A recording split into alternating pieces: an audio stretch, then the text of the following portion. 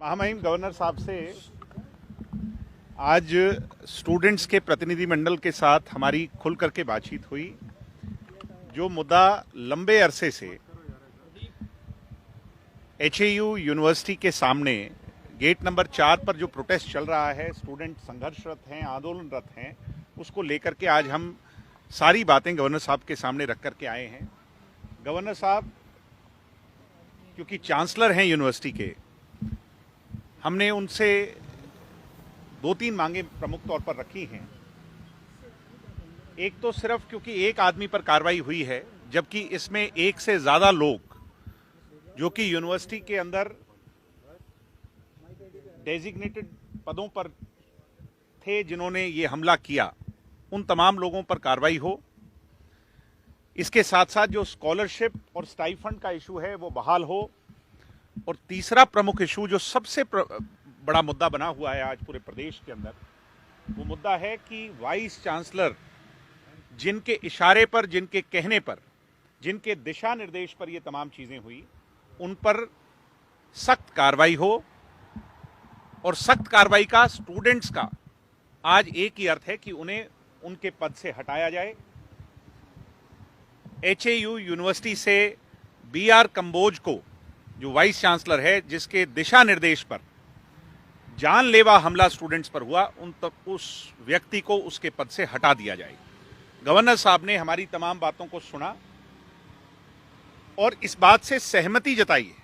आपको इस बात को जानकर के आज स्टूडेंट्स को भी खुशी हुई कि वो इस बात को मान रहे हैं कि जो कार्रवाई वहां पर वीसी साहब और वीसी साहब के इशारे पर हुई है वो बिल्कुल गलत है और उस पर कार्रवाई होनी चाहिए। हम ये उम्मीद करते हैं कि वीसी साहब और तमाम लोग, जिन लोगों के इशारे पर यह घटना घटी है, उन पर कार्रवाई होगी और स्टूडेंट्स की तमाम मांगें मानी जाएंगी। उसके बाद यह धरना समाप्त होगा।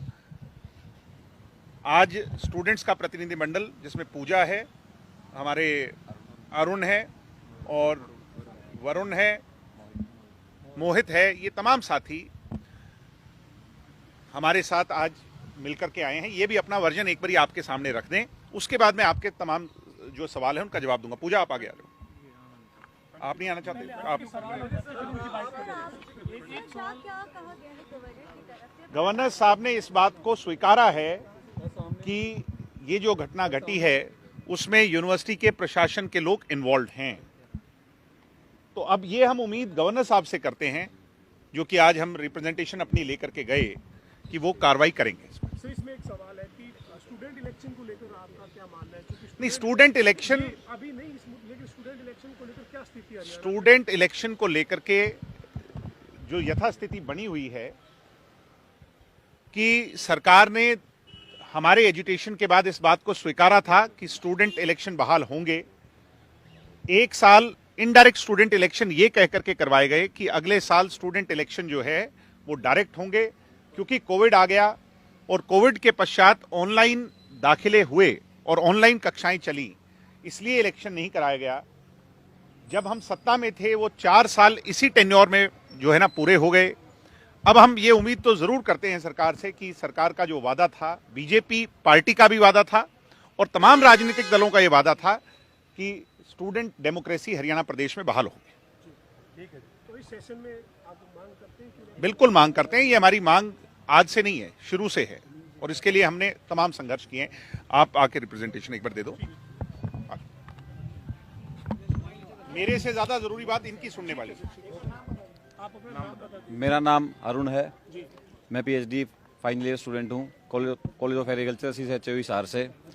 मैं सबसे पहले तो अपने गवर्नर साहब का धन्यवाद करना चाहूँगा। उन्हें हमारी बातें बड़ी आराम से सुनी और हमको ये सुनिश्चित किया है कि जो हमारी मांगे हैं उनको पूरे करेंगे, जो हमारे साथ अन्याय हुआ है उन पे गौर करेंगे। और जो रही बात वीसी साहब की, जो एक उनके नेतृत्व में जो वहाँ पे सब कुछ कार्यरत हुआ है, नेतृत्व का तौर पे उन्होंने अपना रेजिग्नेशन दे देना चाहिए, पर वो अभी इस बात पे अड़े हुए हैं और हमारे पर हर बार हर आंदोलन तोड़ने की कोशिश कर रहे हैं। हमारे ऊपर धाराएं लगाई जा रही हैं, हमें दबाया जा रहा है और हर एक ऐसा कार्य किया जा रहा है जिससे धरना खत्म हो। पर गवर्नर साहब ने हमें आश्वासन दिया है कि गवर्नर साहब ने हमको इस बात पे आश्वासन दिया है कि जो ये हम पे दबाव बनाया जा रहा है वो उनको रोकेंगे और हमारा धरना है वो सुचारू रूप से चलता रहेगा और हमारी जो डिमांडें हैं उनको वो पूरा करने में हमारी बहुत सहायता करेंगे। जानकारी ये भी मिली है कि एचएयू के कोई प्रतिनिधिमंडल को भी गवर्नर साहब ने कल बुलाया है। क्या सर? एचएयू के छात्रों के प्रतिनिधिमंडल, इसके बारे में हमें कोई जानकारी नहीं मिली है।